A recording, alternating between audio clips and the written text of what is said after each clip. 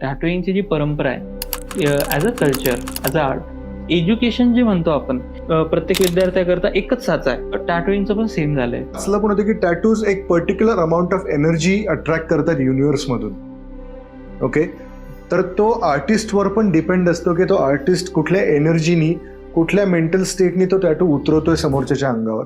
कोणी अल्फामिल असतात, कोणी असे शायर असतात, आणि ती एनर्जी त्याच्यासोबत जाते का. So back of the head सगळे कॅल्क्युलेशन चालू असतात की हा आता हा बोलतो, ओके हा अल्फामिल, अच्छा मग याला आपण वुल्फ दाखवताना त्याच्या डोळ्यांमध्ये असं थोडंसं आलं पाहिजे. मग एखादा बोलताना मग हा भाई फिर क्या यार मेरी गर्लफ्रेंड एंड फिर वो यार माशुका यार प्यार हो गया मेरा उससे. डोक्यात चालू आहे की आता इथं लय आली पाहिजे, इथं कॉर्नर्स नाही आले पाहिजे. रील्सवर ड्रामा करणारे मोठे आर्टिस्ट नसतात. त्यांच्या काम बघून तुम्हाला ज्यावेळेस तुमचा जबडा उघडा राहील, वाटेल, त्यावेळेस तो आर्टिस्ट आहे. तो किती मुलींना हात लावतोय, किती पैसे कमवतोय, हे आर्टिस्टचे पॅरामीटर्स नाही आहेत. अबाउट युअर एक्सपिरियन्स, ही जी नर्मदा परिक्रमेची जो तुमचा एक्सपिरियन्स आहे, मी फोटोज तुमच्या फोनमध्ये बघितले होते तुम्ही परत आल्यावर की तुम्ही कसे फिरत होते. Show me one artist who has done that. Stress नाहीये किंवा स्ट्रगल नाहीये, पण स्टोरी आहे. आणि जीवनात स्टोरी असावी.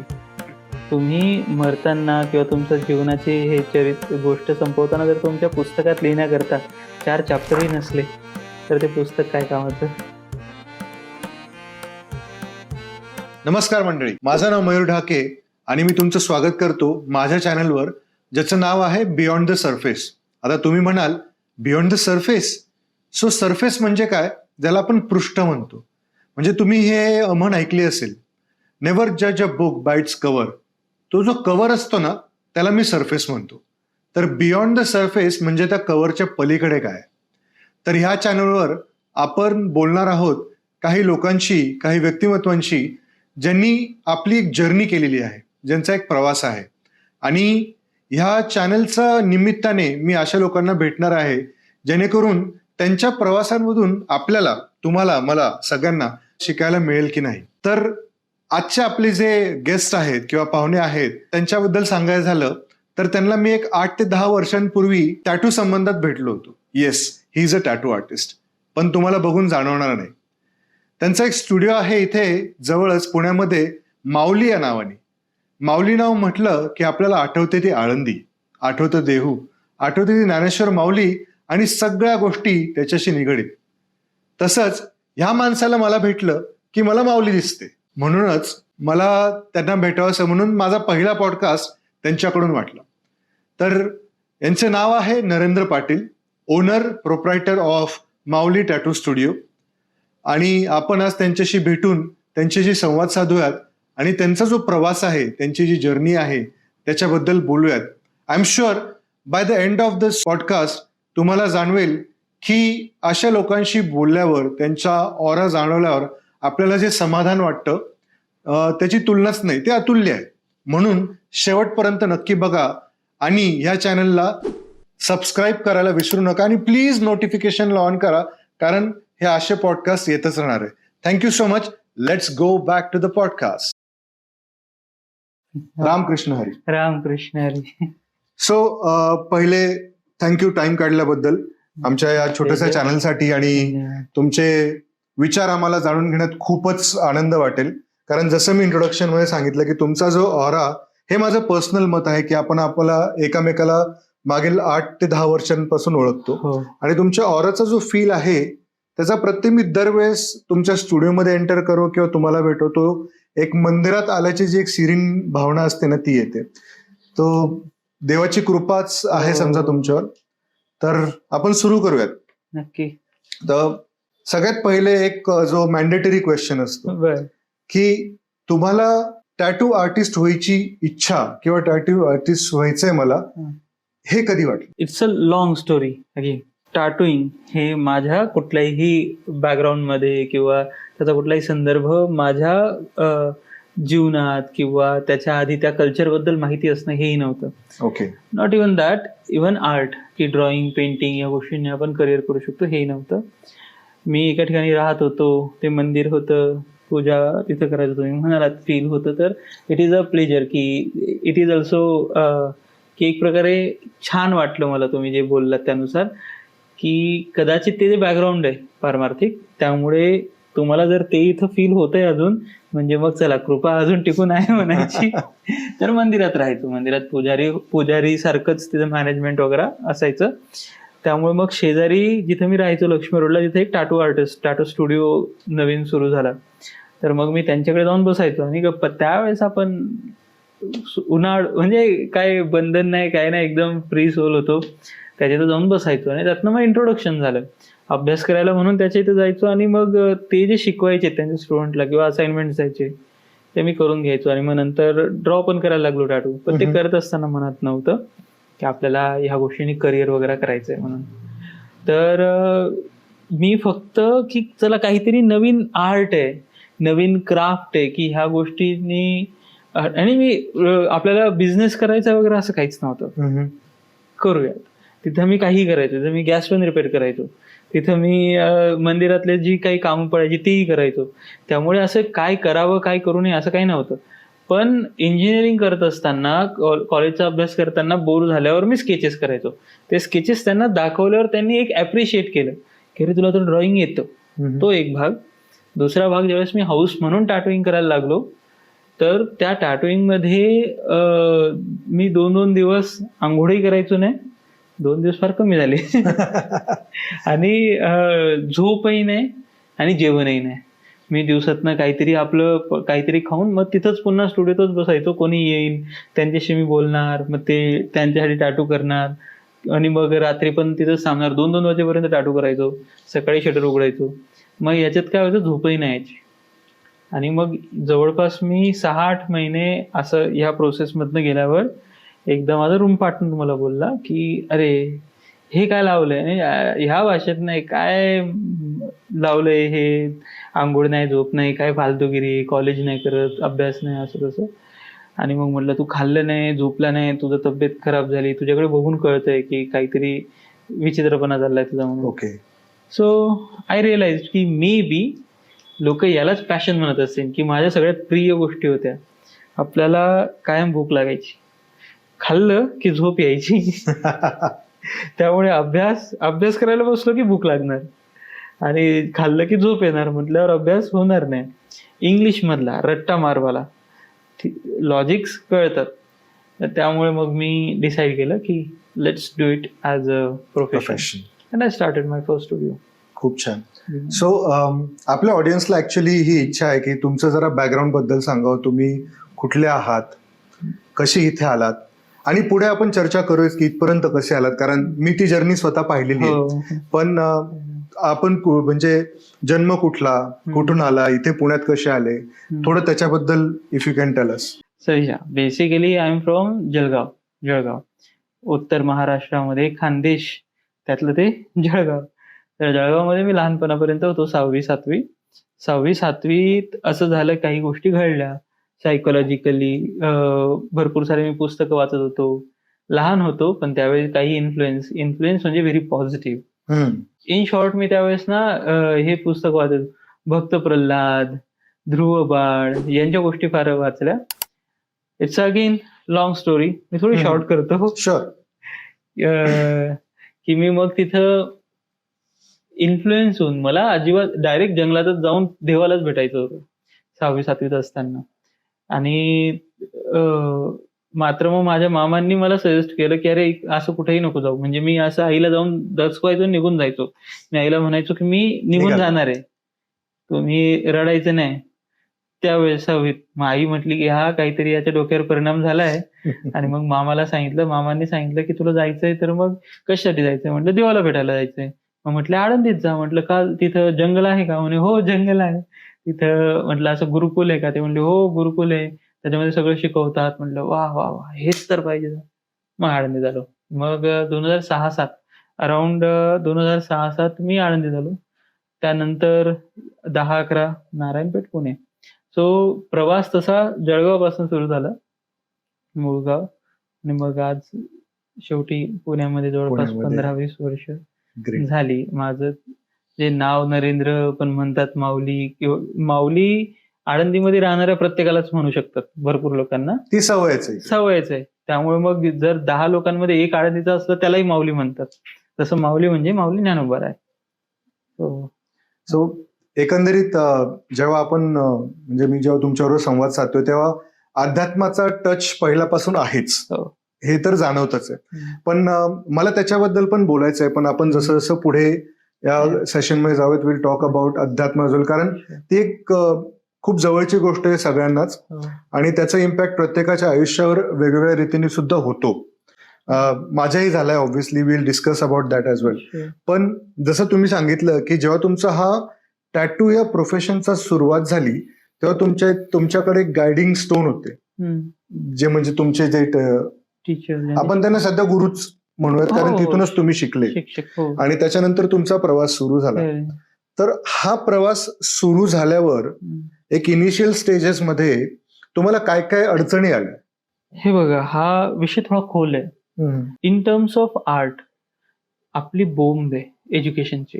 नॉट ओनली एज्युकेशन, आपण आताच मागं बोलताना बोललो की प्रत्येक गोष्ट फार अशी वन डिरेक्शनल आहे. करेक्ट. म्हणजे पुस्तकं मी वाचलीत की एकेकाळी असे सायंटिस्टची पुस्तकं माझ्या वडिलांनी आणून दिलेली. तर त्यात एक सायंटिस्ट आहे, तो म्हणतो 11वी पर्यंत त्याला भौतिक शास्त्रामध्ये इंटरेस्ट होता, फिजिक्समध्ये होता. आणि मग नंतर तो ज्यावेळेस 2 वर्ष त्याने त्याचा अभ्यास केल्यावर पॅरलली त्याला मग केमिस्ट्रीत इंटरेस्ट यायला लागला. मग तो मेडिकलमध्ये गेला. अशा प्रकारे ते वेगवेगळ्या गोष्टी ते एक्सप्लोर करू शकत होते. असंही नाही की अचानकच काहीतरी बदलतात, ते त्याच्याशी संलग्न किंवा मग त्यातनं ते मिळून काहीतरी नवीन प्रोडक्ट किंवा नवीन एक पूर्ण थिअरी बनवत असत ना. तर आपल्याकडे असं आहे की ते एज्युकेशन जे म्हणतो आपण ते प्रत्येक विद्यार्थ्याकरता एकच आहे. प्रत्येक विद्यार्थ्याकरता एकच साचा आहे. सो तो एक प्रॉब्लेम आहे एज्युकेशनचाच. तर टॅटूइंगचं पण सेम झालंय. टॅटूइंगची जी परंपरा आहे as a culture, as a art, आता हेच अवघड आहे की मुळात माझ्याकडे बघून ते टॅटूइंग वाला फील नसणार आहेत अजून सुद्धा बघणाऱ्यांना. तर मात्र चला, माऊलींची कृपा आहे की मी त्या गोष्टी मला इथपर्यंत आणलंय.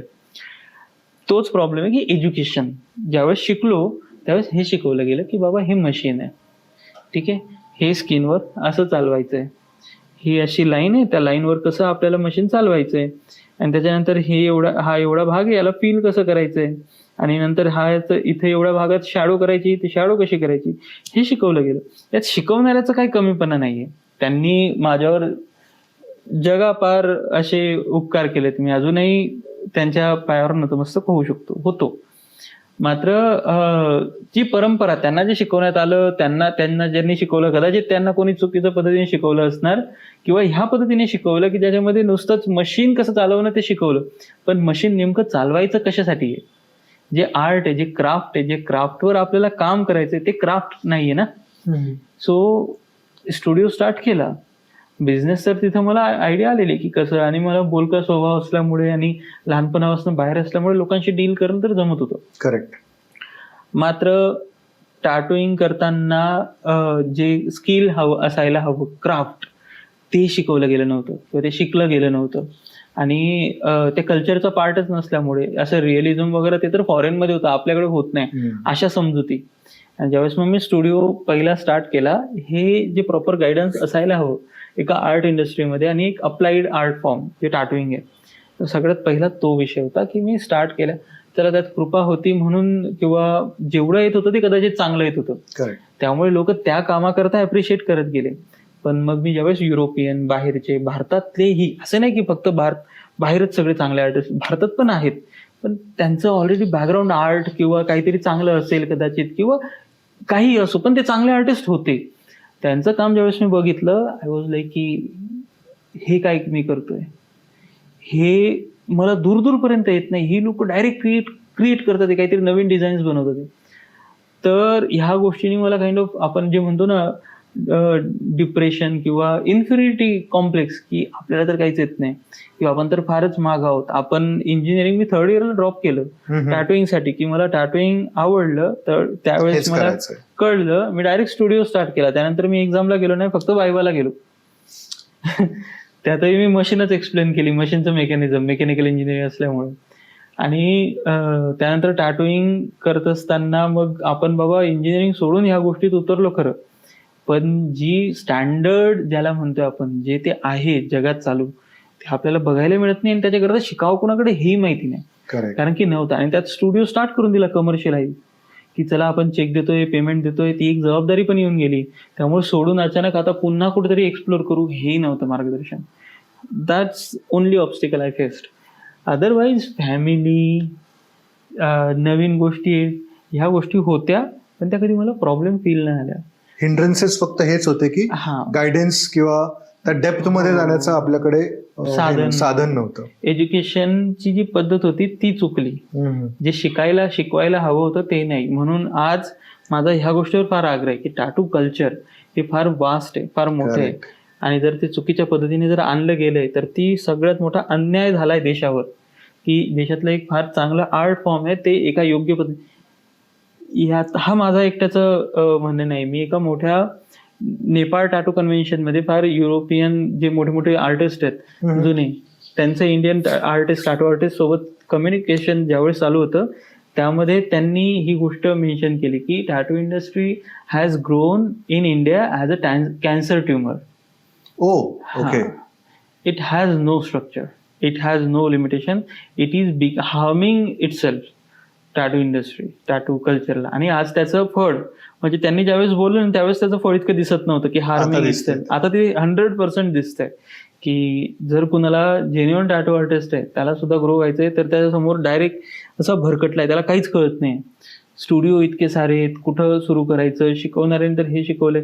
तर ते असं झालं ना, ब्रश पाण्यात कलरमध्ये बुडवायचा, भिंतीवर मारायचा, झाले तुम्ही कलाकार.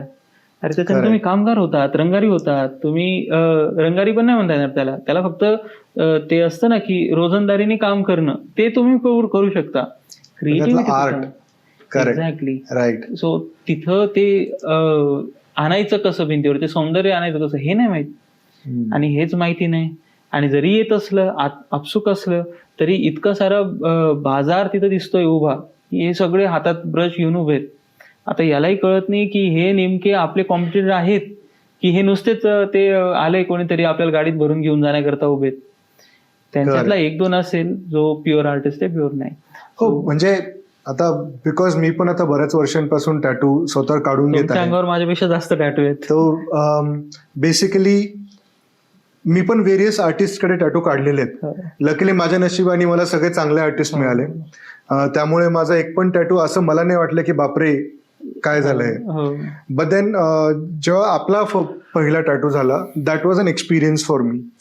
म्हणजे तो एक्सपिरियन्स मी आयुष्यभर ठेवणार आहे माझ्याकडे, कारण तो टॅटूच तसा आहे. त्याचं तेच महत्व आहे की ज्या फील्डनी तो टॅटू डिझाईन केला गेला आणि त्याच्यानंतर जो कॅनव्हास यूज केला गेला, त्याचा जो इफेक्ट राहतो, जो इम्पॅक्ट राहतो, तो आयुष्यभर राहतो, हे माझं स्पष्ट मत आहे. आणि टॅटूज, मी असं वाचलं पण होतं की टॅटूज एक particular amount of energy attract करतात युनिव्हर्समधून. ओके, तर तो आर्टिस्टवर पण डिपेंड असतो की तो आर्टिस्ट कुठल्या एनर्जीनी, कुठल्या मेंटल स्टेटनी तो टॅटू उतरवतोय समोरच्याच्या अंगावर. हे म्हणजे असं मला वाटतं. सो ह्याच्याशीच निगडीत एक प्रश्न विचारतो मी की जेव्हा तुमच्याकडे क्लायंट्स येतात किंवा एक कोणीही येतं की बाबा मला असा एक पर्टिक्युलर टॅटू काढायचा आहे, ओके, तर ऍज अन आर्टिस्ट तुम्ही त्याच्या शरीरावर एक कायमस्वरूपी काहीतरी तयार करताय, कायमस्वरूपी जे त्याला आयुष्यभर राहणार आहे. तर हे करताना तुमच्या बॅक ऑफ द माइंड काही स्ट्रेसेस किंवा काही असे विचार असतात का, की हा एक कॉमन, म्हणजे मला नाही माहिती की हा प्रश्न योग्य आहे की नाही, म्हणजे माझ्या डोक्यात आलेला आहे की जेव्हा आपण एखाद्याच्या शरीरावर एक कायमस्वरूपी डिझाईन करतोय काहीतरी किंवा एक आर्ट करतोय, क्रिएट करतोय, तर ऍज अन आर्टिस्ट तुमच्या बॅक ऑफ द माइंड काय चालू असतं? प्रश्न तर मुळात फार हा योग्यच आहे. म्हणजे समजून हे नाही करता की ती, हे असं नाही की आम्ही कागदावर करतोय, कोणाच्या तरी अंगावर आहे. करेक्ट. ते तिथं त्यांच्या अंगावर ती डिझाईन, ते आर्ट फॉर्म आयुष्यभराकरता असणार आहे. त्यामुळे जे इन्फिरिटी कॉम्प्लेक्स आणि डिप्रेशन म्हटलं ते त्याच जबाबदारीतनं येत होतं की आपण कोणाच्या तरी अंगावर परमनंटली क्राफ्ट क्रिएट करतोय, पण जर ते ओरिजिनल नसलं किंवा त्याच्यामध्ये खरंच माझं युनिकनेस किंवा एक मेहनत जर मला घेता येत नाहीये, तर मग कदाचित आपण कमी तर नाही पडत आहे. आपण जे पैसे घेतोय त्याच्याने आपल्याला झोप आली पाहिजे, हा मुळात आपला प्रायमरी इन्स्टिंक्ट असायला हवा as a person, as a human being. असं मला वाटतं की आपण जे काही काम करतोय त्यामध्ये इतका सेन्स तरी असतो आणि त्यात आम्ही टॅटूइंग करतोय. मग टॅटूइंग करत असताना कुणाच्या तरी अंगावर आपण ज्यावेळेस मग एक डिझाईन आपल्याला काय म्हणतो आपण एक चॅलेंज आलं की आता बाबा असं काहीतरी ह्या कॉन्सेप्टनुसार मला टॅटू हवाय. तर हे मात्र डोक्यामध्ये 100% असतं आणि ती एक जबाबदारी असते. मात्र त्याच्यामध्ये त्यावेळेस मी ते टेन्शन घेऊन घेतलं. आता त्याच्यामध्ये प्रेम आलंय. आता ऍक्सेप्टन्स आलाय. त्यावेळेस ते स्ट्रगल करून मी ते जिंकलं. कॉन्फिडन्स आलाय. कॉन्फिडन्स म्हणू शकतो आपण. पण त्या कॉन्फिडन्स म्हणण्यापेक्षा त्या कामाच्या बाबतीत प्रेम आहे. ते इमानदारी आलीये की मला आता माहितीये की मी झोपेत जरी असलो तरी ते डिझाईन करत असताना, ते ड्रॉ करत असताना माझ्या मनात ती जबाबदारी 100% मुरली आता की मी करताना 100% दिली गेली पाहिजे. मग याच्यामध्ये भरपूर गोष्टी येतात. जसं तुम्ही म्हटलं कॉस्मिक एनर्जी इन ऑल. तर त्या गोष्टी असतातच की समोरच्याची एनर्जी काय, समोरचा कुठल्या दृष्टिकोनातनं विचार करतोय जीवनाबद्दल.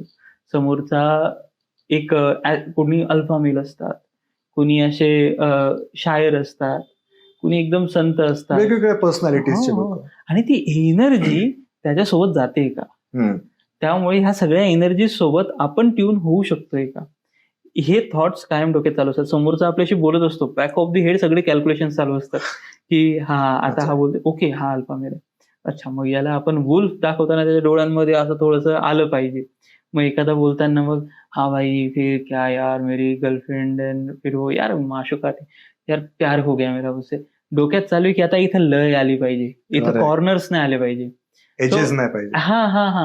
सो ह्या ज्या गोष्टी आहेत ना, हे प्रत्येक वेळा कॉन्व्हर्सेशन्स मध्येच ह्या गोष्टी येत असतात. बॅक ऑफ द माइंड ही आमची कॉन्स्टंट कंटिन्यू प्रोसेस आहे. प्रत्येकाबद्दल नाही माहित, पण क्रिएटिव्हिटी प्रत्येक क्रिएटर तर ह्या थॉट प्रोसेसमध्ये आय थिंक जात असावा. आणि जर तो खरंच आर्टिस्ट आहे तर जातो ह्या प्रोसेसमध्ये. याशीच निगडीत रिसेंटली मी एका गृहस्थांना भेटलो. ते एका कंपनीत खूप चांगल्या पोस्टवर आहेत.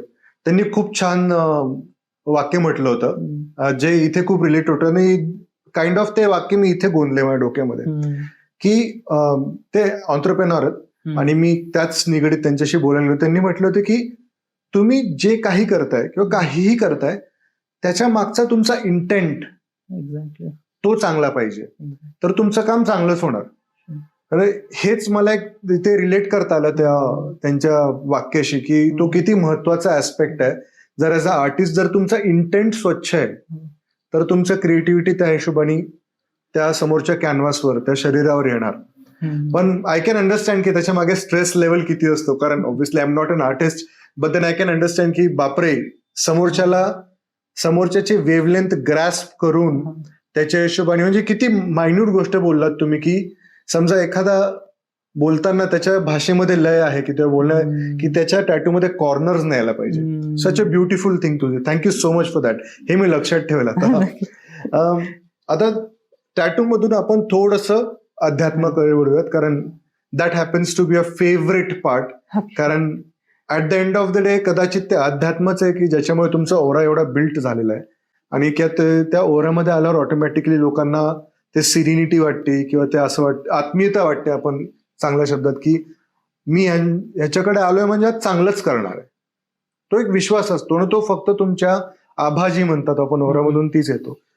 तर आता ह्या अध्यात्माची जोड तुमच्या ह्या आर्टला तुम्ही कशी दिली आहे ह्याच्याबद्दल थोडंसं जाणून घ्यायचं आहे. नक्कीच.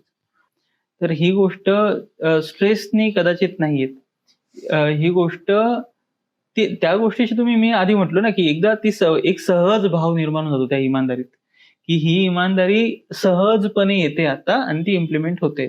आणि हीच गोष्ट अध्यात्म ही गोष्ट आपल्याला देतं. म्हणजे अध्यात्म कशासाठी असा भरपूर लोकांना प्रश्न असतो. व्हाय spirituality? I can be happy, I can have drinks, I can go to trips and all. I can be happy. Everything is there. But yeah, everything is there. And exactly that is the problem you will face. Because everything also includes sadness, sorrows and काय आपण त्यांना म्हणतो depressions and all. जेवढं तुम्ही up जाताय तेवढं ते खाली. आज ज्या साधूंसोबत मी बोलत होतो, आजच जसं मी टाटूइंग सोबत हे पॉडकास्ट वगैरे साधूजनांसोबत डिस्कशन्स करतोय, तर त्याचं ही कदाचित मी ह्या साधू संतांसोबत मला थोडाफार सहवास मिळाला. त्यामुळे हा थॉट प्रोसेस डेव्हलप झालाय, की अध्यात्म तुम्हाला ज्या आनंदामध्ये तुम्ही अति आनंदात जाऊन कदाचित तुमचा फ्रीडम किंवा आनंद हा अशा परिघापर्यंत जाऊ नये की तो दुसऱ्याच्या परिघात इंटरफिअर करतोय. आणि त्याच्यासोबतच तो मग जितका बाउन्स होईल तितकाच तो खाली आदळणार आहे जोरात. ते नाही होत. त्यामुळे मग कामामध्ये ज्यावेळेस आपण हा जो परमार्थ आहे, ही जी माऊली आहे, हे जे ज्ञानेश्वरी आहे, याच्यामधलं जे ज्ञान आहे, मला त्या बॅलन्स करता मदत करतं. स्टिलनेस आणते, कामनेस आणतं तुमच्या हा. लाईफमध्ये. त्यामुळे स्ट्रेस नाही येत, पण इमानदारी येते. इमानदारी विदाउट स्ट्रेस, की त्या कामाची जबाबदारी नाही राहत, की मी कदाचित फेल होईल इमानदारीमध्ये माझं पूर्णत्व देण्यास. ते नाही होत. उलट असं वाटलं ना, अरे आपण कदाचित थोडा आळस करतोय का, मग त्याच्यामध्ये एकच होतं, माऊली आपल्याला आपली जे आपलं प्रेम आहे, जे आपल्या मित्रासारखं आईसारखं आहे, त्यांना ही गोष्ट पटते का? नाही पटणार. तो एक भाग आहे. कुणासाठी ते काहीही असू शकतं. स्वतःही असू शकतो, की बाबा मी असं आहे, पण आम्ही छोटे आहोत किंवा मला असं वाटतं की तो अहंकार मला नाही झेपणार. त्यामुळे हा परमार्थाने मला जे काही आता आहे, जे तुम्हाला ऑरा वगैरे फील होतंय, कदाचित तो ऑरा मी तुमच्यात बघतोय म्हणून तुम्हाला ते फील होत असेल. कदाचित हे आपण दोघं आहोत, की तुम्हाला ते फील होतंय, कुणालाही ते फील होतंय. याच्यामध्ये तुमचं इन्व्हॉल्वमेंट जास्त आहे. माझं आहे ते असेलच, जे आहे ते मी त्याबद्दल मी नाही बोलू शकत. पण ही पॉझिटिव्हिटी मला प्रत्येकात मिळते.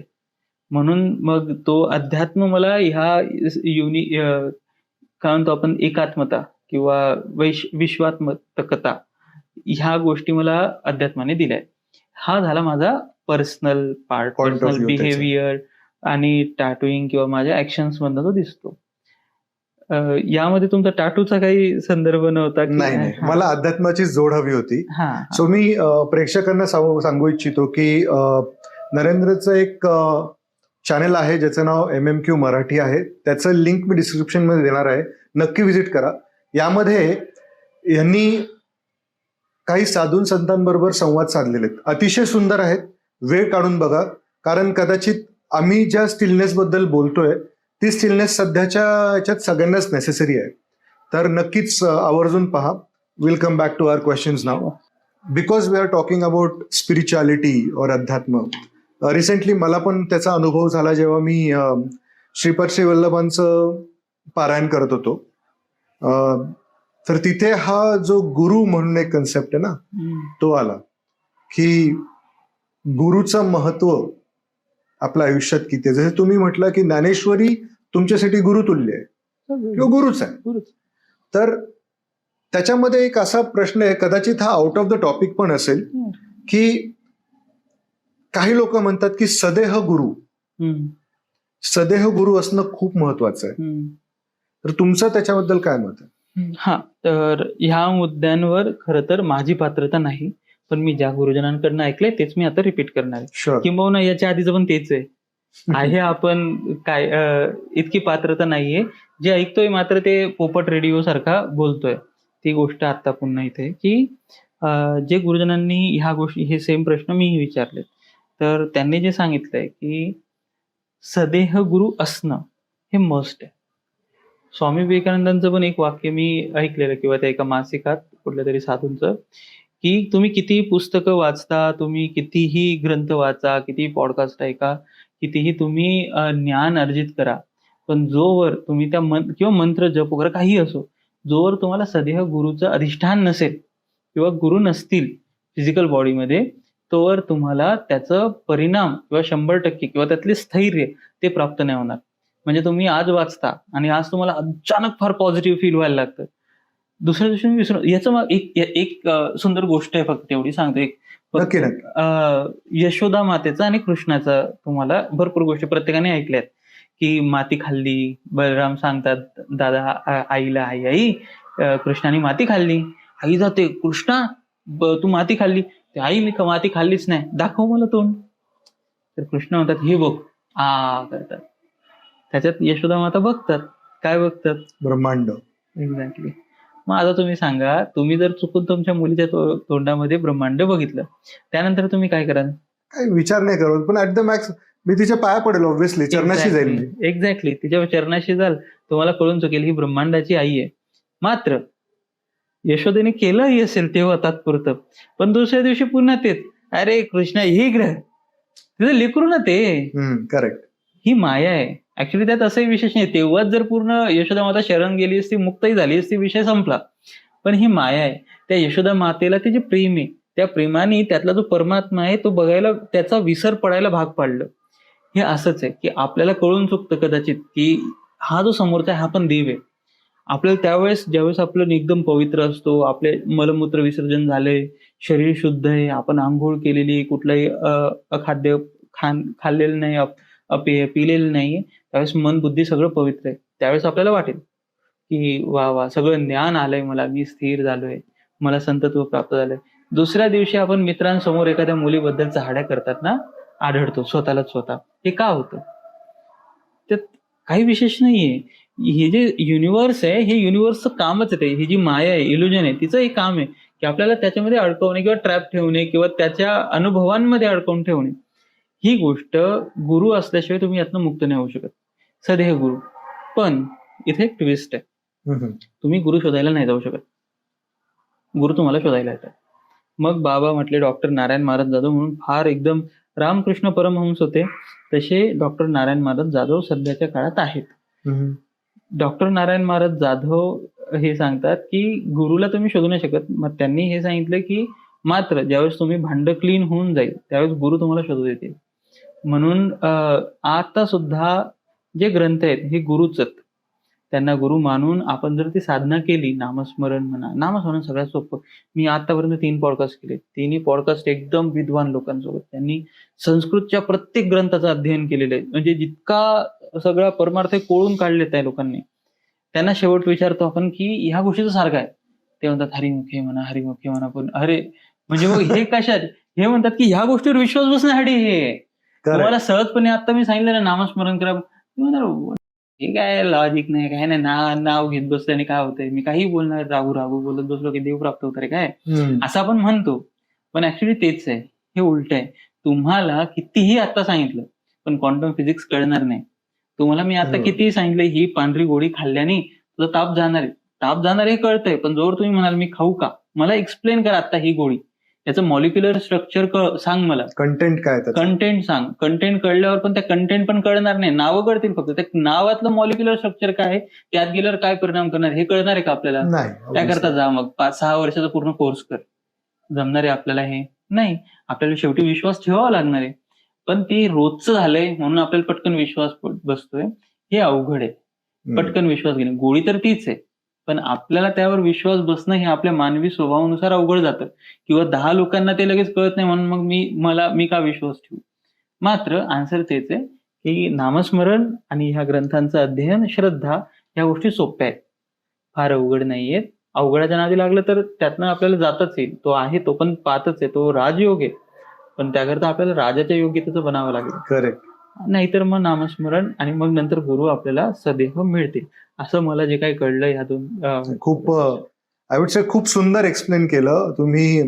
आणि प्रॉब्ली जे नंतर लोक हे पॉडकास्ट बघतील त्यांना हे एवढ्या सोप्या भाषेत तुम्ही एक्सप्लेन केल्यामुळे कदाचित ती जी लिंक मिसिंग असते एखाद्या माणसाची त्या अध्ययनापर्यंत किंवा त्या साधनेपर्यंत जाण्याची, ती मला वाटतं की तुम्ही ती लिंक भरून काढली आता. सो आय एम ग्लॅड आपण या विषयावर अचानक माझ्या डोक्यात आलं आणि मला असं वाटलं, कारण तुम्ही त्या साधू संतांच्या सानिध्यात असतात, भरपूर असतात. आता आय रिमेंबर की जेव्हा आपला फर्स्ट टॅटू झाला तेव्हा तुमचा स्टुडिओ अतिशय छोटा होता, 100 स्क्वेअर फीटचा स्टुडिओ होता तो. आणि असंच जिम मध्ये वर्कआउट करताना मला तुमचा रेफरन्स मिळाला आणि मी फिरत फिरत आलो आणि नंतर मी टॅटू काढला, नंतर माझ्या बायकोने सुद्धा टॅटू काढले, नंतर मी एक मोठा टॅटू काढला. आता ती जर्नी मी पाहिलेली, एक 100 स्क्वेअर फीट पासून आत्ताच्या या स्टुडिओ पर्यंतचा प्रवास ऑब्व्हियसली सोपं नाहीये कोणासाठीच. पण मला एक जाणून घ्यायचंय, ज्या दिवशी तुम्ही या स्टुडिओमध्ये आलात, ओके, ती फिलिंग म्हणजे जो म्हणतो ना उंबरठा ओलांडला, हा. ती फिलिंग एका 100 स्क्वेअर फीट स्टुडिओ मधून जर तुम्ही एखाद्या 500-600 स्क्वेअर फीटच्या स्टुडिओमध्ये एंटर करताय, तो पण तुमच्या इमॅजिनेशननी तुम्ही पूर्ण तयार केलेला, ती फिलिंग कशी होती? हे सांगणं तसं आहे, जोर तुम्ही स्वतः गुळ खात नाही तर गुळाची गोळी कशी आहे हे सांगता येणार. याच्यात दोन्ही भाग आहे. एक पारमार्थिक भागानुसार बघितलं की ते एक माऊलींनी शिकवलंय की आता इथपर्यंत आलोय हे काही माझं फार असं मोठेपण किंवा कर्तृत्व नाही. योग्य वेळी योग्य गोष्टी घडत गेल्या. मी फक्त जी मला ड्युटी दिली गेली, मी अजूनही फार जगात भारी असा टॅटू आर्टिस्ट, फार जगातला टॉप आर्टिस्ट असं नाहीये. मी माझा बेस्ट प्रयत्न प्रत्येक कामात देण्याचा प्रयत्न करतोय, तेवढा आहे. आणि ते मी ह्या सगळ्या प्रोसेसमध्ये करत गेलो. आणि मला मग तुम्ही युनिव्हर्स म्हणा, डेस्टिनी म्हणा, माझ्याकरता माझी माऊली आहे, ज्ञानोबा माऊली. त्यांनी मला प्रत्येक वेळा प्रत्येक ज्यावेळेस गरजेचं होतं ते देत गेला. मी हे प्रूव्ह करू शकतो तुम्हाला. मी प्रयत्न केले त्यावेळेस ते नाही मिळालं, कारण की ती योग्य वेळ नव्हती. ज्यावेळेस मला स्टुडिओ एक्सपांड करायचं 100 स्क्वेअर फीट, मी रो हाऊसमध्ये गेलो आधी. त्या रो हाऊसमध्ये जाण्याच्या आधी आम्ही फक्त दोघं, मी आणि संकेत. ज्यावेळेस संकेत हा माझ्यासोबत की चला बाबा एक आर्टिस्ट म्हणून त्यावेळेस मी ग्रो करत होतो, तो मला जॉईन झाला. त्यानंतर आम्ही जवळपास 5-6 वर्ष दोघंच. मध्ये 1-2 मुलं येऊन गेली की त्यांना शिकायचं होतं, मी शिकवायचो नाही की बाबा मलाच येत नाही, मी तुम्हाला कुठे शिकवू, मीच अजून शिकतोय, मला अजून शिकायचंय. ते शिक्षकाची पात्रता मला अजून तोवर प्राप्त नव्हती झाली असं मला कायम वाटायचं. पण बरोबर गावाकडनं 2-1 आता रिलेटिव्ह म्हटल्यावर ते, आणि तोवर मलाही वाटलं की okay I can now at least जितकं येतं तितकं शिकवू शकतो. तो जॉईन झाला आणि अचानक तो प्लॅन झाला रो हाऊसचा, तिथे गेलो. त्याच्यानंतर सूरज, योग्य वेळी योग्य व्यक्ती आयुष्यात काय असणे हे ते, आणि मी ह्या स्टुडिओत आलो. आणि मग हे सगळं मला माहितीये की ह्या गोष्टी मला जेव्हा जशी गरज त्यावेळेस माऊली देत गेल्या. यावरनं एक सिद्ध होतंय की यात मला फार उड्या मारण्यासारखं काही नाहीये. समाधान मात्र प्रत्येक गोष्टीत आहे. ते एक आत्मिक सुख, कृपेचं सुख म्हणतो ना आपण. तुम्ही एकदा बघा फक्त, असं प्रत्येकाला एक हे सुख कधी ना कधी प्राप्त झालेलं असतं, किंवा कदाचित झालेलं नसलं ना तर कदाचित एक वेगळ्या संभ्रमात आपण तो एक्सपिरियन्स फक्त फील नाही करत. चमत्कार प्रत्येकाच्या आयुष्यात आहे. कुणीच नाही ज्याचा आतापर्यंत त्याच्या आयुष्यामध्ये चमत्कार घडलेला नाही. प्रत्येकाच्या आयुष्यात मिरॅकल्स. पण कदाचित त्याचा स्वतःवरच श्रद्धा नसते किंवा आपल्याला त्या गोष्टींचं रिअलायझेशन नसतं. तर ही गोष्ट माझ्या आयुष्यात घडत गेली की चला बाबा या स्टुडिओत येणं हे सुद्धा एक प्रकारे चमत्कारच आहे की मला माऊलींनी बरोबर ती कृपा दरवेळेस करत गेली. आणि मी ज्यावेळेस आलो, एक लांबची प्रोसेस होती, लांबचा पल्ला होता, खूप लांबचा जर्नी होती. हा, आणि हे रिअलाइज कधी तो माहितीये का, तो एक समाधान, जे सुख आहे ते कधी ज्यावेळेस मी इथं काम करतो मेहनतीत किंवा ह्या गडबडीमध्ये कळतही नाही की आपण खरं इथपर्यंत येऊन गेलो. एकदा शांत बसून ज्यावेळेस आपण बघतो की अरे केवढं मोठं झालंय. हा, तो 100 स्क्वेअर फीटचा स्टुडिओ, त्यात एक छोटीशी बॅग, त्यात माझे कपडे. हे त्यावेळेस मी 2000 जवळपास 18, 19, 20, 19 पर्यंत माझा अख्खा संसार 18-19 पर्यंत हा एक बॅग होती, स्पेसमध्ये होता. एक छोटी बॅग होती. आणि त्या स्पेसमध्ये मी राहायचो 100 स्क्वेअर फीट मध्ये. आणि एकटा तिथं जे टॉयलेट होतं, तुम्हाला ऐकायला डिस्कस्टिंग फील होऊ शकतं, पण मी ते कमोड होतं, ते क्लीन असायचं. त्याच्यात हँड शॉवरनी आंघोळ करून तिथं राहायचो. तिथंच ते असं छोटासा पडदा वगैरे, तो माझा संसार होता. ते माझं ते दिलेलं एक, आणि ते सुखी, म्हणजे असं नाही की हे स्ट्रगल म्हणून अजिबात बघू नका. ज्याच्या आयुष्यात हे नाहीये त्याच्या आयुष्यात दुःख आहे. हो, हे मला बघायला मिळालं किंवा हा आनंद घेता आला, हा माझ्या आयुष्यातला कृपा म्हणतो मी माऊलींची.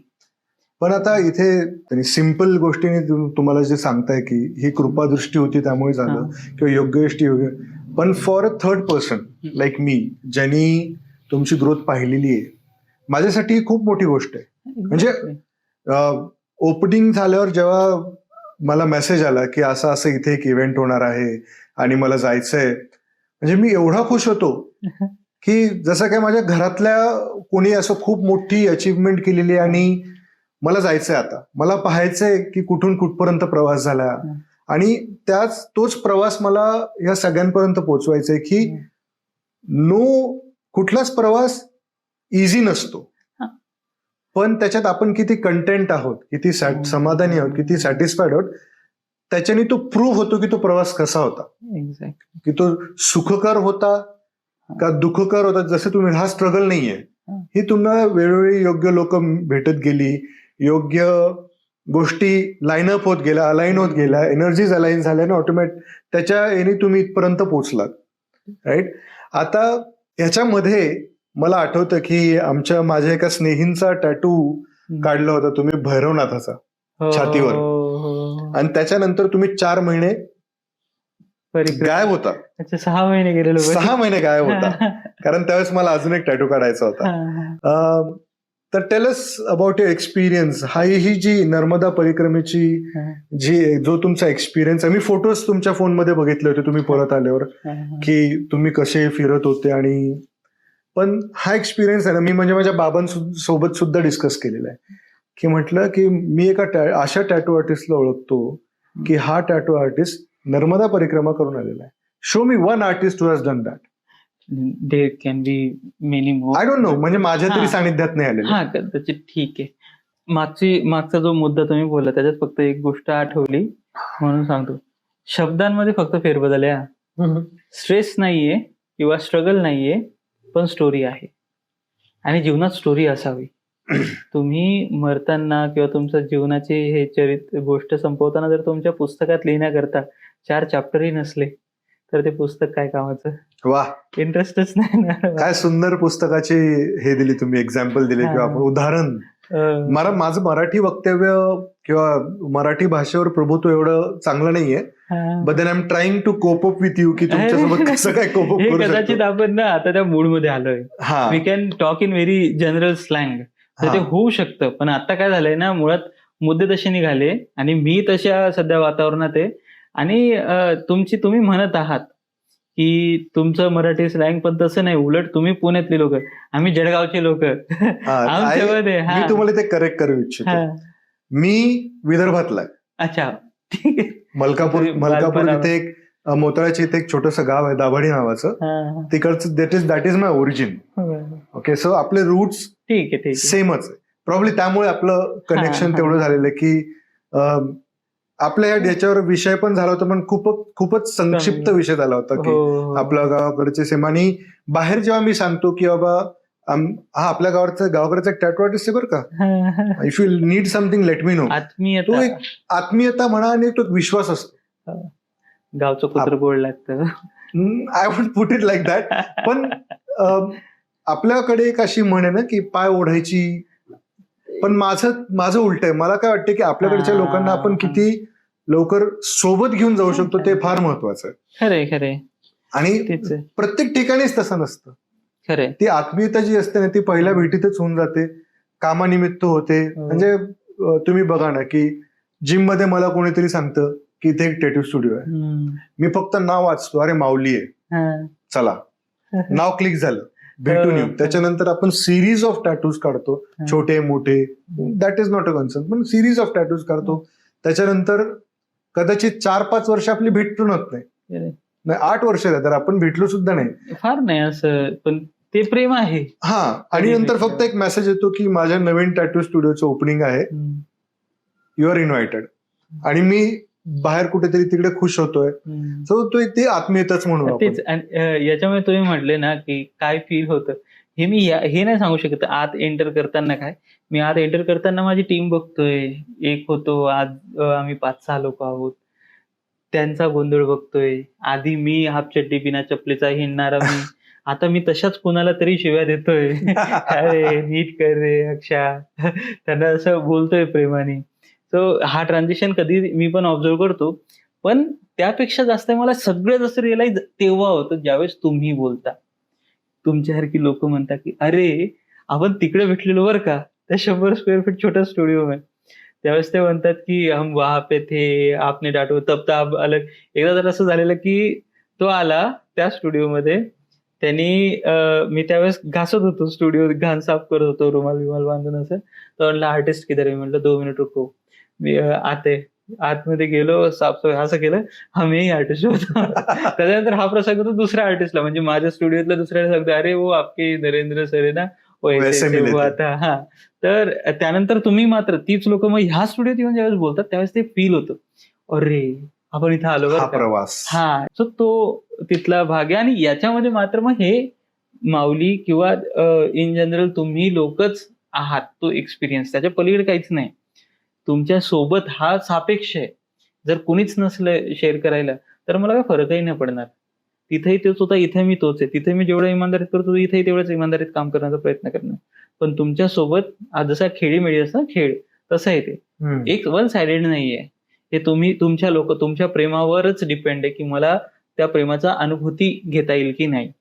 तो झाला मागच्या संवादाचा भाग, कंटिन्युटी. आणि ह्या तुमचा दुसरा तुम्ही म्हटले की परिक्रमा. तर जवळपास 2.5 वर्ष मी टॅटूइंग सुरू केल्यानंतर मग ते सगळं फ्लोज, अप्स अँड डाऊन सगळं चालू होतं. आणि त्यानंतर मग मला एका मित्रासोबत अचानक, मी मंदिरातला पुजारी टॅटू इंडस्ट्रीमध्ये आलो. आता सुद्धा ते भरपूर लोकांना माझ्याकडे बघून टॅटू आर्टिस्ट आहे असं फील नाही होत. माझ्या अंगावर टॅटू आहेत. हे काय पण आहे, 2 आहेत, विसरून जातो मी दुसरा स्वतः केलेला. तर मात्र एक असतं ना की कुठेतरी निगेटिव्हिटी फील होते वगैरे, काहीतरी असं मला झालं, स्टक झाल्यासारखं. मी जंगलातला माणूस, मी अचानक असं फॅशनमध्ये आणि एकदम क्लीन किंवा शांत राहतो एकटा वगैरे. तर मला असं झालं की काय माहित कॉलिंग आली असं समजून घ्या. लहानपणी एकदा कॉलेजमध्ये असताना एकदा नर्मदा परिक्रमाबद्दल कळलेलं. आणि मग ह्यावेळेस कळलं, संध्याकाळी मित्रासोबत गप्पा केल्या नर्मदा परिक्रमाबद्दल. सकाळी नंतर मी जिम लावलेली आंघोळी करता. तिथं शॉवर असतो, पैसा आलेला. जिम मध्ये जाऊन तेवढ्यात मग ते डोक्यात चालू होतं परिक्रमा. एका महाराजांना कॉल केला, थोडीशी बेसिक इन्फॉर्मेशन घेतली. तिसऱ्या दिवशी माझे जे पेंडिंग टॅटूज होते, ज्यांना मी प्रॉमिस केलं की करणार आहे म्हणून त्यांचे 1-2, त्यांचे टॅटू 2 दिवसात संपवले रात्रंदिवस. एक मुंबईला होते ते क्लायंट, त्यांच्या इथं जाऊन मग पुण्यातले. आणि 4थ्या दिवशी मी वाटेवर होतो परिक्रमेची. No planning. त्याच्यामध्ये मी निघालो बा, सगळं सोडून दिलं. इथं 6 महिन्याचे चेक लिहून दिले ओनरला की बाबा तू चिंता करू नको, तुझे पैसे तुला मिळत राहतील. माझ्या अकाउंटमध्ये तेवढे पैसे आहेत, तेवढेच जमा होते. बरोबर, मी म्हणतो ना प्रत्येक वेळी भरपूर लोकांना ही चिंता पडते, किती सेव्हिंग आहे तुझी? माझी नाहीये, फार नाहीये, फार कमी आहे. मला फरक नाही पडत. हे आहे, हे काय सेव्हिंगच्या पलीकडे काय आहे.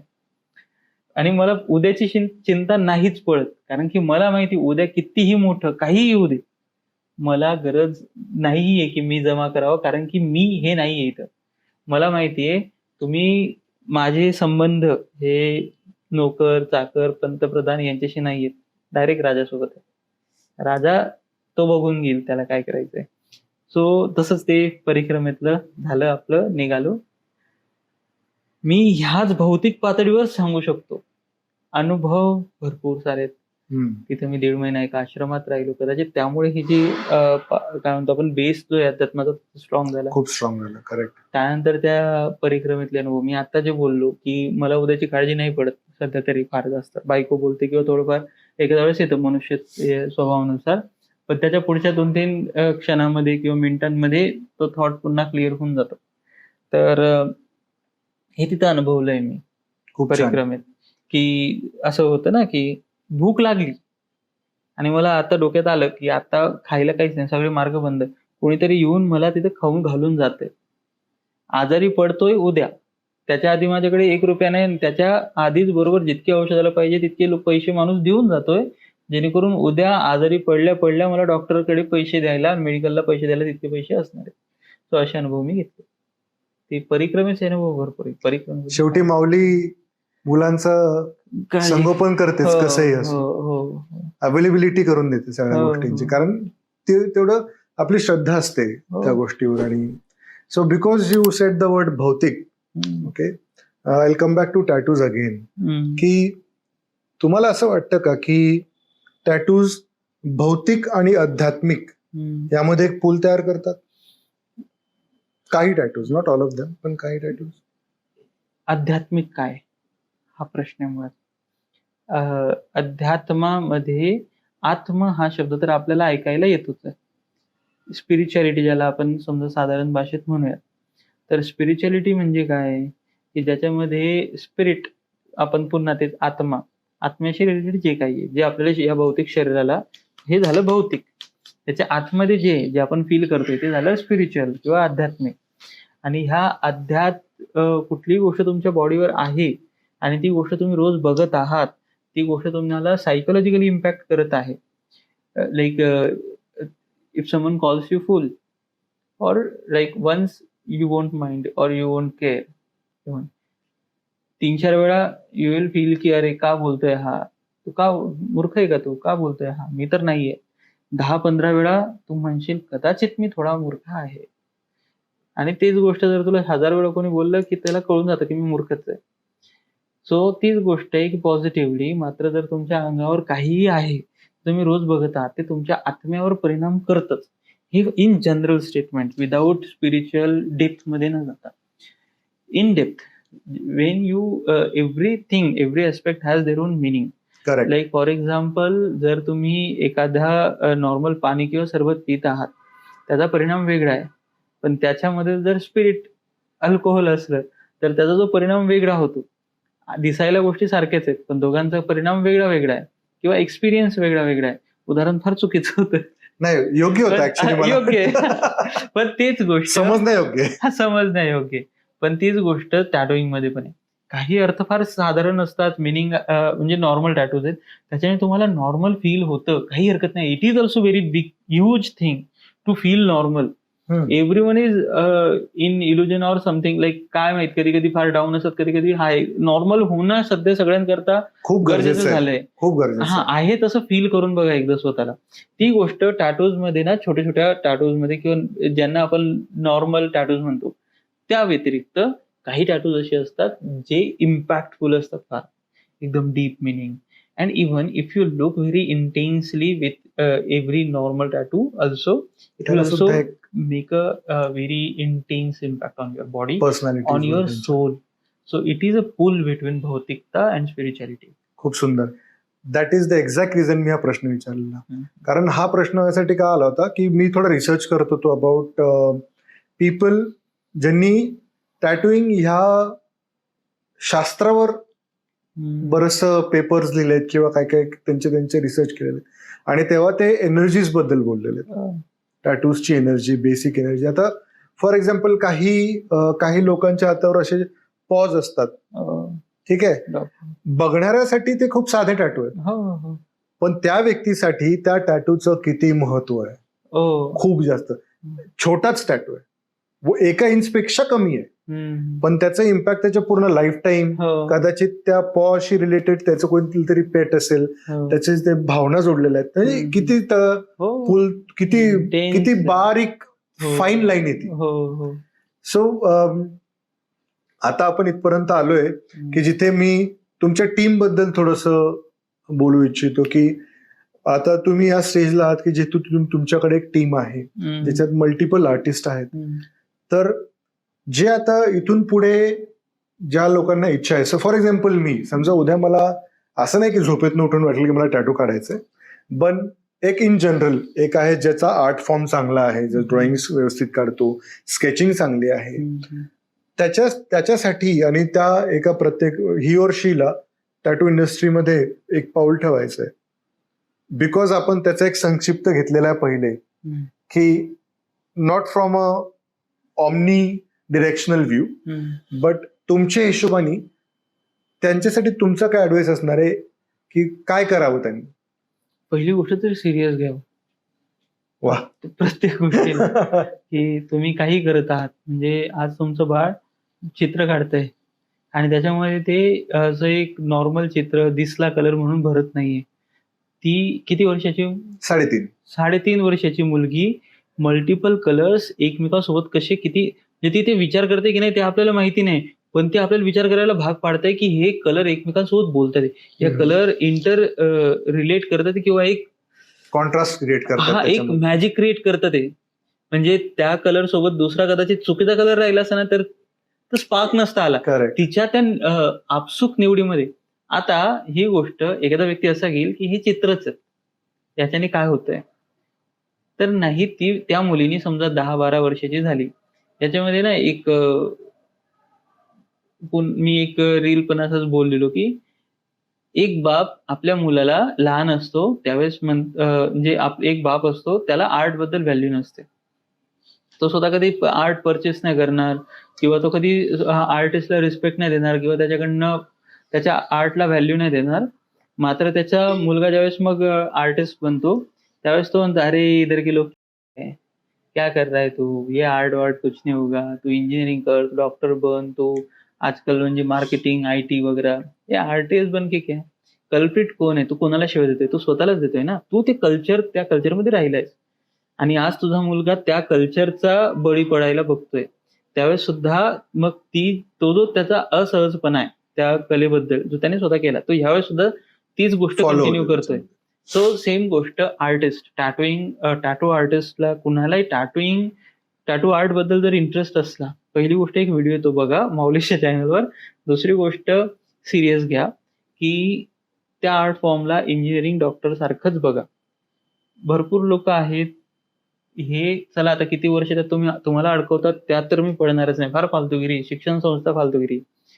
एक होतं की ज्याच्यामध्ये काय आज साखरे महाराज काय म्हटले रे, फार सुंदर वाक्य होतं, शब्द नाही आठवते मला, की शिक्षण is not a system, it's a okay मला आठवत नाही पण त्याचा भावार्थ मती हा आहे करतात असं. की प्रत्येक म्हणजे बाकीच्या गोष्टी एक टेक्नॉलॉजिकली असतात की त्यांना एक पर्टिक्युलर डिरेक्शन असते, शिक्षणाचं तसं नाहीये. आणि मी मुद्दाम काय या गोष्टीला जनरलाइज करतोय कारण की टॅटूइंग फार वेगळं नाहीये, आहे ते स्पेशल कारण की आपण त्या गोष्टींना तसं बनवून टाकलंय. जसं तुम्ही डॉक्टर इंजिनियरला बघत आहात, लॉ वगैरे ह्या सगळ्या गोष्टींना बघत आहात, तेवढंच सिरियसली टॅटूइंगला बघा. म्हणजे काय, टॅटूइंग हे 3 महिन्यात शिकलं जात नाही. कंटिन्युअस प्रोसेस आहे. It is a very much serious and continuous process. तुम्ही आर्टिस्ट जर आहात आतनं आणि तुम्ही ॲज अ पॅशन म्हणून, जॉब म्हणून, पॅशन म्हणून करत आहात, तसं तुम्ही टॅटूइंग शिकू शकता. तुम्ही डमी स्किनवर करू शकता, छोटे मोठे तुमच्यावर विश्वास ठेवणाऱ्या लोकांकरता करू शकता. पण ज्यावेळेस तुम्ही ते कमर्शियल करायचा विचार करता त्यावेळेस मात्र तेवढं सिरियसली शिकणंही गरजेचं आहे. सो त्या आर्ट फॉर्मला तुम्ही शरण जा. तुम्ही त्याच्याकरता सिरियस व्हा, यार थोडा टाइम द्यायचा विचार करा. आणि आर्ट जसं तुम्हाला वाटतं की आर्टिस्ट असणं ओके, आर्ट येतं ओके, फाईन आर्ट. आपल्या आर्टमध्ये ज्यावेळेस आपण शिरतो किंवा त्या गोष्टीमध्ये आपण इन्व्हॉल्व्ह होतो त्यावेळेस मग त्या गुरु शिष्य परंपरेतून जाणं फार गरजेचं आहे. आजकाल हे फॅड आलं, स्कूल्स सगळीकडे, स्कूल्स. मलाही वाटलेलं थोडं की आपणही प्रयत्न करावा, पण मलाच माझा मूर्खपणा लक्षात आलं की हे किती चुकीचं आहे. आपण परत त्याच ऑमनी डिरेक्शन मध्ये चालतो. हा, की 10 लोकांकरता एकच साचा बनवायचा, तसं नाही होत. हे कुठलंही शिक्षण तसं नाही होत. प्रत्येकाकरता जे गुरु शिष्य परंपरा आहे ना, तुम्ही म्हणाल की हा जुना वगैरे तर आहे बाबा, म्हणा तुम्ही, काय हरकत नाही, पण हे वेल प्रूव्हन आहे. याच्यामध्ये तुम्ही गुरु चुकीचा निवडला तर ऑब्व्हियसली यू विल तुम्ही संडाशीच साफ कराल. ते एक म्हण आहे टॅटूइंग मध्ये की अप्रेंटिसशिप मध्ये you have to wash their washrooms and their toilets but you won't get to learn tattooing. हे चुकीचं आहे. कदाचित ती पण तपश्चर्याच आहे, कदाचित तुम्ही गुरु चुकीचा निवडला, शिक्षक चुकीचा निवडला, दोन्ही गोष्टी होऊ शकतात. मात्र जर तुम्ही एखाद्या आर्टिस्टकडे जा, त्याच्या इथं बसा, त्याच्या इथं बघा, ऑब्झर्व्ह करा, कोणी तुम्हाला पैसे नाही मागणार या गोष्टीचे. त्याच्यानंतर त्याच्याकडे जाऊन तुम्ही त्या फॉर्ममध्ये बघा आपण कुठल्या पात्रतेवर आहोत, सध्या कुठल्या लेवलला आहोत, कुठं अपग्रेड करायची गरज आहे, कुठं आपल्याला अजून शिकायची गरज आहे. आणि त्यानंतर मग तुम्ही टॅटू इंडस्ट्रीमध्ये तुम्हाला जे काही भरपूर आर्टिस्टला भेटल्यानंतर तुम्हाला जे काही आवडत आहेत आर्टिस्ट, त्यांच्या इथं मग तुम्ही तो एक म्हणा आता साधारण भाषेत कोर्स, की त्याच्या इथं मग राहून ते शिका तुम्ही तो क्राफ्ट. जसं कुंभाराकडनं मडके घडवून शिकतो, मूर्तिकाराकडनं मूर्ती घडवायला, तसं टॅटू आर्टिस्टकडनं टॅटूइंग करायला तुम्ही शिकू शकता. शोधा आणि रेफरन्सेस बघा आणि मोठे बघा. चांगले आर्टिस्ट रील्सवर ड्रामा करणारे मोठे आर्टिस्ट नसतात. त्यांच्या काम बघून तुम्हाला ज्यावेळेस तुमचा जबडा उघडा राहील, वाटेल, त्यावेळेस तो आर्टिस्ट आहे. तो किती मुलींना हात लावतोय, किती पैसे कमवतोय, हे आर्टिस्टचे पॅरामीटर्स नाहीयेत, किंबहुना कुठल्याही करिअरचे पॅरामीटर्स नाहीयेत. तो ते काम किती इमानदारीने करून समोरचा माणूस त्याच्याकडे डोळे वासून ज्यावेळेस बघतोय, वा हा तर देव आहे. ह्या गोष्टींना तुम्हाला आकर्षण वाटलं पाहिजे कुठल्याही बिझनेस किंवा कुठल्याही करिअर बद्दल, तर तुम्ही ते फॉलो करा, नाहीतर तुम्ही गणलात. कारण की एकाचा तुक्का लागू शकतो, प्रत्येकाचा नाही लागणार. कारण की कदाचित तुम्ही त्यांनी तो जे काही दाखवतोय आता ते टॅटूइंग नाहीये, त्याचं फक्त लेबल त्याने टॅटूइंग लावलंय, मात्र तो एक ड्रामा दाखवतोय आणि तो त्याच्याकरता बेस्ट आहे. तुम्हाला ड्रामेबाज बनायचं बना, मग तिथनं तुम्हाला मार्ग आहेत, त्याच्याकरता तुम्ही त्याचं आदर्श घेऊ शकतात. पण निवळा की तुम्ही नक्की कशासाठी, कुणाकडे आणि काय म्हणून बघत आहात. So this is the process to learn any form of art or any knowledge. So कदाचित this is a very good advice. Again, जो आपण सुरुवातीला गुरु हा बोललो, तो गुरु किती महत्वाचा आणि योग्य गुरु निवडणं पण किती महत्वाचं आहे हे तुम्ही बसा, विचार करा. तुम्हाला ऍक्च्युली याला शरण जायचंय का, ह्या आर्टला सरेंडर व्हायचंय का, तो विचार करा आणि मग पाऊल टाका, म्हणजे तुमची ग्रोथ होईल. आता आपण will come towards the conclusion of this podcast. नाव जसं मी सांगितलं की मला तुमची जर्नी, तुमचा जो प्रवास आहे तो मला माझ्या ऑडियन्सपर्यंत किंवा लोकांपर्यंत पोचवायचा होता. ही माझी पूर्ण इच्छा होती आणि बियॉन्ड द सरफेसमध्ये माझा हाच प्रयत्न असणार आहे की ह्या ज्या अनसीन अननोन जर्नीज आहेत, ज्या प्रवास आहेत, हे तुमच्यापर्यंत आणायचे. तर आता तुम्ही इथपर्यंत आला आहात, पण तुम्ही या ठिकाणी हे पण म्हटलं की मी उद्याचा नाही विचार करत. तरी मी तुम्हाला एक प्रश्न विचारू इच्छितो की व्हॉट इज द फ्युचर? तुमचे फ्युचर ॲस्पिरेशन्स इथून पुढे काय आहेत? शुअर, ते त्यात ती गोष्ट आहे की उद्याचा विचार म्हणजे चिंता नाही करत. विचाराचा भाग म्हटलं तर थोडंफार हेच आहे की हा जो स्टुडिओ आहे याचा माझा उद्देश हा आहे की माऊली स्टार्टवर्ड स्टुडिओ हा कोणा माणसाने नाही बनलेला, हा त्या एका इंटेन्शननी बनला आहे की तुम्ही काम करत असताना तुम्ही छानपैकी एक आर्टिस्ट म्हणून जगत आहात का, आणि रात्री झोपेतही काम असतं. तर ह्या स्टुडिओमध्ये जे आता जे 4-5 आम्ही लोक आहोत, आर्टिस्ट आहोत आता, 2-3 आर्टिस्ट म्हणजे मी, अक्षय आहे, संकेत आहे, एक ब्रह्मानी म्हणून मुलगी ती नवीन जॉईन झाली आहे. तिने एका ठिकाणी कोर्स केला, आता ती पुढचं शिक्षण घेते माझ्याकडनं, ट्रेन होते. किंबहुना ती कुणी यातलं राहो जाहो, यातलं माझं आत्ता सुद्धा तुम्हाला एक समजा कुठल्याही आर्टिस्ट करता हे आवाहन आहे. कधीही तुम्हाला टॅटूइंग करायचंय, तुम्ही जर तुमच्या क्राफ्ट बाबत इमानदार आहात तर त्यांनी इथे यावं, टॅटूइंग करावं, निवांत जगावं. एक माऊलीज हा एक प्लॅटफॉर्म आहे जिथनं तुम्ही तुमचं क्राफ्ट इमानदारीत व्यक्त करू शकाल निवांतपणे, कारण की बाकीच्या जबाबदाऱ्या माऊलीच सांभाळून घेतात. आणि क्लायंट करता जे ज्यांना टॅटूइंग करून घ्यायचंय लोक आर्टिस्टकडनं, त्यांच्याकरता हा असा प्लॅटफॉर्म आहे जिथे तुम्ही चिल व्हाल. ते तुमच्यावर बर्डन नसणारे, सो कॉल्ड कूलनेसचं किंवा कुठल्याही एका पर्टिक्युलर डिरेक्शनचं. ऑब्व्हियसली तर ह्या गोष्टीचं वातावरण राहील काही ठिकाणी दुसऱ्या. जर हा वाईब तुम्हाला हवा असेल तर नक्की त्या लोकांकरता माऊलीज हे एक हब बनावं, हा एक माझा पुढचा प्रयास आहे. जिथं मल्टिपल आर्टिस्ट सुखाने मस्त छानपैकी कामं करत आहेत. अजून ज्यांना काम करायचं किंवा कुठलाही दुसरा आर्टिस्ट आहे त्याला कधीतरी येऊन काम करायचं तेही करू शकतात. अशा प्रकारचं एक आर्ट कल्चर मला बनवायचं आहे. जिथं विद्यार्थी सुद्धा येतात, ते शिकतात, त्यांच्या सिनियर्सकडनं शिकतात, ते राहतात. त्याच्यानंतर फक्त टॅटूइंगच नाही तर फाईन आर्ट, जिथं पेंटिंग्स होतात, इथं वर्कशॉप्स होतात, असं एक प्रॉपर आर्ट कल्चर बनावं एका स्पेसमध्ये. हे आधीपासून माझं माऊलीच्या बाबतीत, कारण की मी शिकलोय तशा याच्यातनं. 2-3 आर्टिस्ट बसले, ते पेंटिंग करतात आणि मी त्यांच्यासोबत बसून मग ऑब्झर्व करून मी तो कॉन्फिडन्स डेव्हलप झाला. ह्याच्या काही पेंटिंग्स आहेत 2-4, ते तशाच आहेत, कमी आहेत पण तशाच आहेत. त्या लोकांमध्ये बसल्यामुळे बनलेल्या आहेत. माझा मेन फॉर्म स्किनवरच दाखवतो मी मोस्टली. आता माझं मी डेव्हलप तसं झालं. पण ह्या सगळ्या गोष्टी घडाव्यात. सगळे आर्टिस्ट, जेवढे चांगले डेडिकेटेड आर्टिस्ट आहेत वेगवेगळ्या स्टुडिओचे सुद्धा, इथंच शेजारी आता मी नावं घेऊन सांगू शकतो की चांगले चांगले आर्टिस्ट आहेत इथं. विवेकची फार चांगली स्टोरी आहे, त्यांनी जीवनामध्ये फार गाठले. सतीश मला आवडतं त्यांचे कामं, त्यांनी जे काही प्रोसेस आहे. आदित्य, हे सगळी जी आर्टिस्ट मंडळी आहेत यांनी एकत्र यावं, आम्ही एकमेकांसोबत बसून शिकावं, ही माझी इच्छा आहे. हा माझा फ्युचर गोल आहे about tattooing, about my personal thing, की टॅटूइंगने मला स्पेस दिलाय. आता मी ज्या गोष्टी मला आवडतात त्याच मी करतो. जितके पीसेस मी ॲज अन आर्ट परफॉर्म करू शकतोय तितकंच करणार. जे आता दुसऱ्यांना आवडते किंवा त्यांना जमतंय आणि मला मात्र त्या गोष्टीत फार आता दुसऱ्या गोष्टी मी एक्सप्लोर करतोय टॅटूइंगमध्येच. म्हणून मी आता रेअरच टॅटूइंग करतो, जितकं फार मला आवडतं किंवा जिथं मला फार व्हॅल्यू त्या कामाला मिळते.